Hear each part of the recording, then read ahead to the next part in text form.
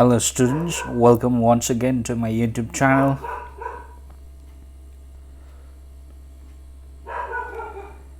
Today let's read a new poem from your English textbook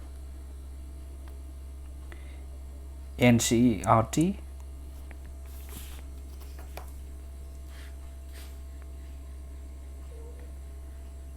And the title of the poem is Chivvy. Chivvy is nothing but the catalogue of do's and don'ts, rules and regulations,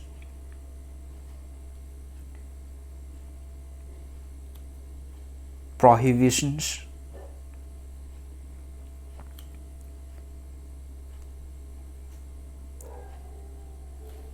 let's read it. Before the poem, ask yourself as well as your partner, do you like to be always told what to do or not to do? Do grown-ups do this in your experience? Of course, the grown-ups, the adults usually tells lots of stops to the children. They often tells to do certain things and not to do many things. There is always something to say to the children by the adults. When Michael was 5 years old, his mother took him to a nearby school for admission. The teacher asked, "What does your mother call you at home, child?" "Michael don't," came the confident reply.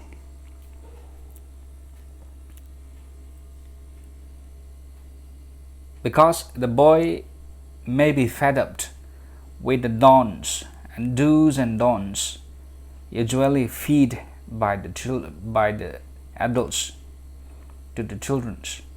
So probably the mother was chivvying too much with lots of don'ts to Michael.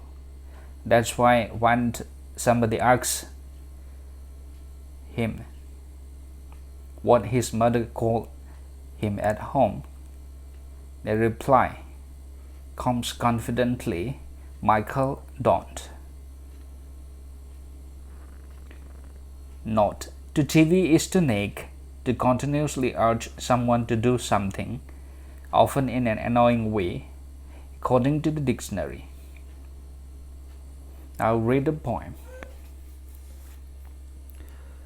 Grown-ups say things like, "Speak up," "Don't talk with your mouth full," "Don't stare," "Don't point," "Don't pick your nose." "Sit up," say "Please," "Less noise," "Shut the door behind you," "Don't drag your feet," "Haven't you got a hanky?" "Take your hands out of your pocket,"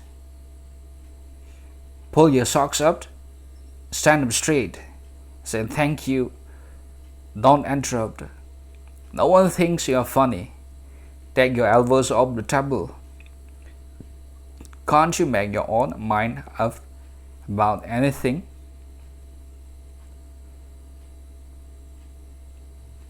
The poem is written by Michael Rosen. This poem is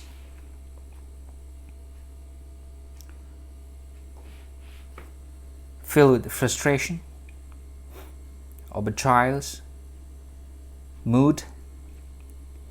See,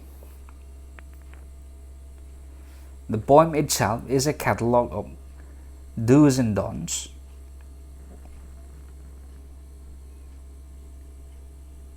Here is an endless supply of do's and don'ts. Elders usually do this to children. This results in funny situations. The poem gives a list of commonly given instructions by grown-ups. See, there is a list. The entire poem is a list, except for the last two lines. They forbid the children to speak up or to talk with their mouth full. They ask them to not them not to stare or pick their nose. They also tell them to make less noise, to shut the door, to walk properly, to use hanky, to pull up socks, and to stand straight. One can find a number of examples of such commands. Children are supposed to follow them without thinking. This puts them in a funny situation, as at the end the grown-ups actually ask the children to think for themselves and be independent in taking decisions. So this is the irony. After a series of an endless supplies of do's and don'ts, the adults usually contradict their opinions. This we come to know from the last two lines. Can't you make your own mind up about anything? Actually, this is not chivvying, the last two lines. You see, the situation becomes funny. You see, with lots of do's and don'ts, always the eldest decides what to do and what to not. So children don't have a choice but to follow the elders, you see, and they don't have to give it a thought. They can't say yes, they can't say no, nothing. They just have to follow. They just have to comply to the endless chivvying of the elders. So last questions. Can't you make your own mind up about anything? Last two lines is the questions. See, this is the irony. When something happens and the children do not come up to the expectations of the elders, or simply put it that they feel disappointed regarding something, then they would just say this: can't you make your own mind out about anything? But you see, children are usually not trained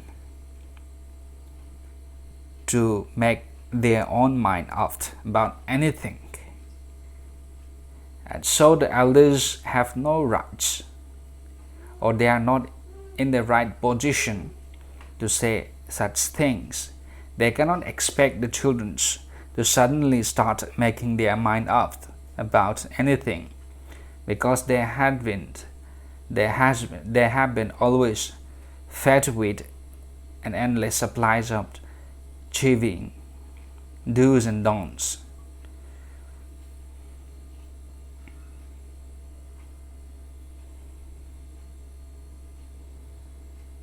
The poem is written with simple vein, simple English. The style is simple, and it's not that difficult to understand. Each line is very clear.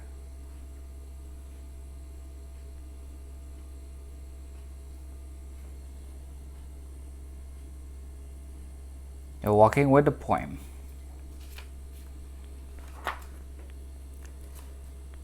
Discuss these questions in small groups before you answer them.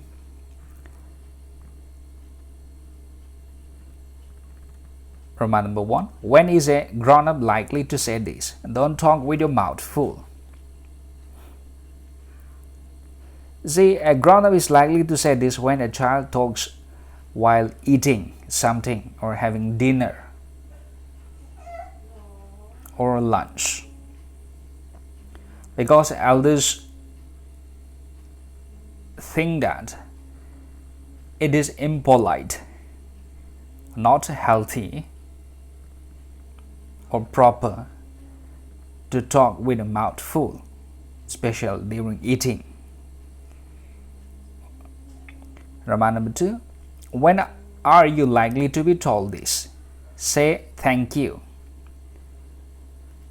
So we usually say thank you, okay, when somebody helps us or gives us a gift.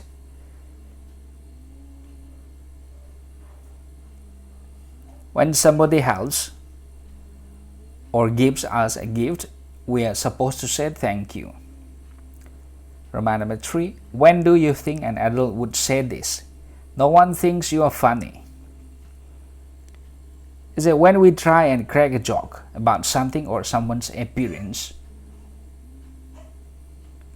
Or when we just say, when children usually attempt to crack a joke or trying to make a point.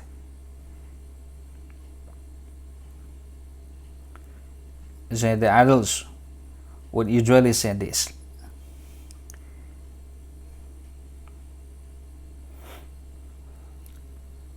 The last two lines of the poem are not prohibitions or instructions. What is the adult now asking the child to do? Do you think the poet is suggesting that this is unreasonable? Why? As we can see, the last two lines written separately, see, is a question. Can't you make your own mind up about anything? So this is, the statement is not a prohibition. Actually, it's a question. It's a remark. You see, at the end of it all, the adult asks the child to think himself and to be independent in taking decisions, which is unreasonable because they themselves don't allow the child to take any decision. As it is evident in the poem, children are always told what to do or what not to do. So they are asking the child to make up his own mind seems unreasonable.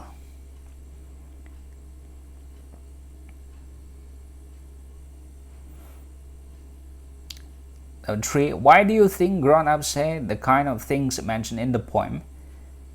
Is it important that they teach children good manners and how to behave in public?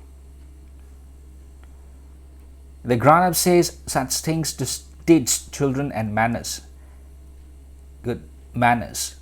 This is very important because it is essential for children to have pleasing etiquettes and manners in order to become good citizens. But it is also important that we should make or at least teach the children to make up their mind at some points, at some incidents, or at something, because it is important. An adult cannot expect a child suddenly to make up his mind and make his own decisions after feeding with lots of or endless supplies of chivvying. If you had to make some rules for grown-ups to follow, what would you say? Make at least 5 such rules. Arrange the lines as in a poem. This is very interesting. Question number 4, exercise. Here's a one sample. Let me read it out. Come back home well in time. Don't beat children, it's a crime. Rhyming with time with crime. Let me read it again from the beginning. Come back home well in time. Don't beat children, it's a crime. Stop instructing every time. Don't lose temper while at home. Avoid snoring while in bed. Do your duties as we have said. You can try this.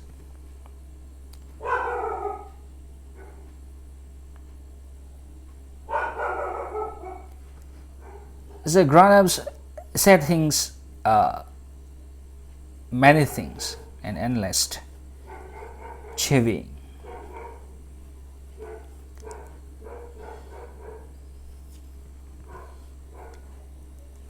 But at the same time, the irony is that they expect the child to make up his own mind, which is ridiculous, and it cannot be true, and it is not reasonable. So the poem is ironical,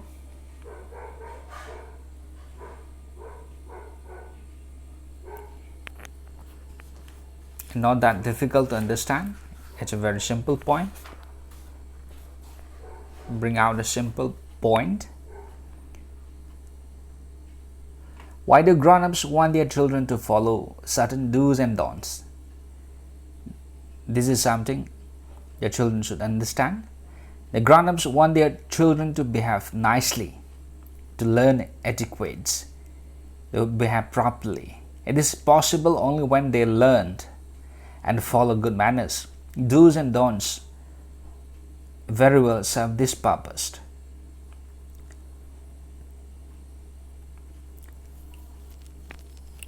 And you see, Chivvying does encroach upon the freedom of children.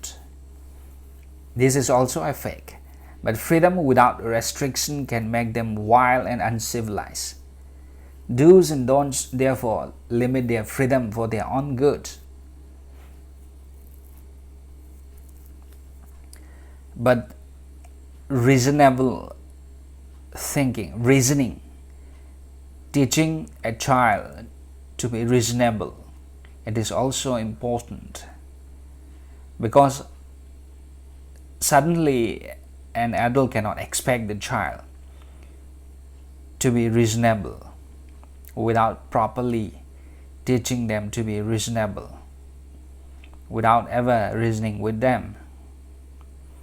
When grown-ups fail to give the child liberty of action, they are considered wrong. They should not always impose everything on the children. Instead, let them have a mind of their own. Try to reason with them at certain point. This way, it will help the children develop a good reasoning